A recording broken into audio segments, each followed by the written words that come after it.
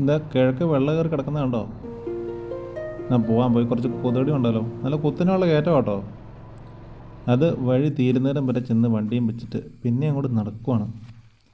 Plastic, പശ, stapler, നാട, അങ്ങനത്തെ സാധനങ്ങളുമായിട്ടാണ് ഞങ്ങൾ പോണത് കേട്ടോ. റബ്ബറിന് പ്ലാസ്റ്റിക് ഇടണ്ടേ, മഴ പെയ്തില്ലേ. ഇവന്മാർക്ക് തന്നെ നിങ്ങളുടെ നാട്ടിൽ പറയുന്ന പേര്, ഞങ്ങളുടെ ഇവിടെ അട്ടാന്ന് കേട്ടോ പറയുന്നത്.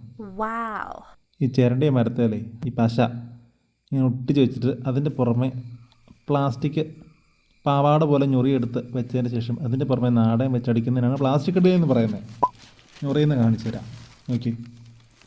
ആ ഒരറ്റം വെച്ചിട്ട് എത്രത്തോളം ഞൊറിച്ചിട്ട് കൂട്ടിയിടുന്നോ അത്രത്തോളം ഈ പ്ലാസ്റ്റിക് ഒന്ന് വിടർന്നിരിക്കും കേട്ടോ, ഒരു പാവാട പോലെ പൊങ്ങിയിരിക്കും.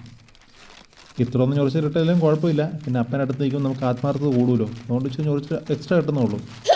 ഇടയ്ക്ക് മുട്ടണം ഓരോന്ന് തിരുമ്പി കൊടുത്താലും മതി, അങ്ങ് നിന്നോളും.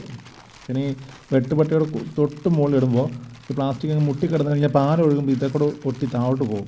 അതൊക്കെ ഒഴിവാക്കാനായിട്ടാണ് നോസിൽ കൂട്ടി കിടന്നത്. എന്നാൽ ഒരുപാട് ഇട്ടാലോ കാറ്റ് വന്നാൽ പറന്നും പോകും കേട്ടോ, പൊങ്ങി നിൽക്കും, അതും പാടില്ല.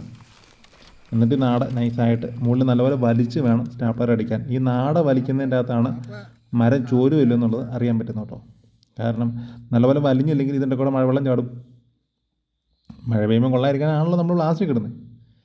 അപ്പോൾ ഇതാണ് പ്ലാസ്റ്റിക് ഇടൽ പരിപാടി. ഇത്രേ ഉള്ളൂ, പഠിച്ചില്ലേ? ഞാൻ അറിയത്തില്ലെന്ന് പറഞ്ഞേക്കല്ലേ കേട്ടോ. അങ്ങനെ ഇട്ട മരങ്ങളാണ് ഈ ചുറ്റും നിൽക്കുന്നത്. ഇതിനൊരു എലിവേഷൻ സ്ലോപ്പ് ഒക്കെ നോക്കിയിട്ട് വല്ലതും മനസ്സിലാകുന്നുണ്ടോ? നോക്കി കയറിയില്ലെങ്കിൽ തല പോയി അടുത്ത് മാട്ടലടിക്കും, അത്രയും കയറ്റമുണ്ട് കേട്ടോ. പിന്നെ ആ പാറപ്പുറത്ത് വിജൃംഭിച്ച പാറയാണ് കാര്യം പറഞ്ഞാൽ.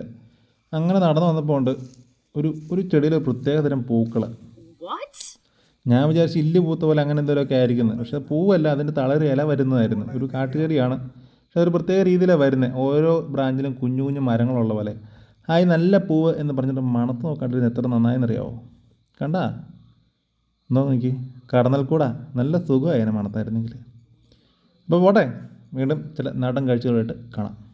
Goodbye.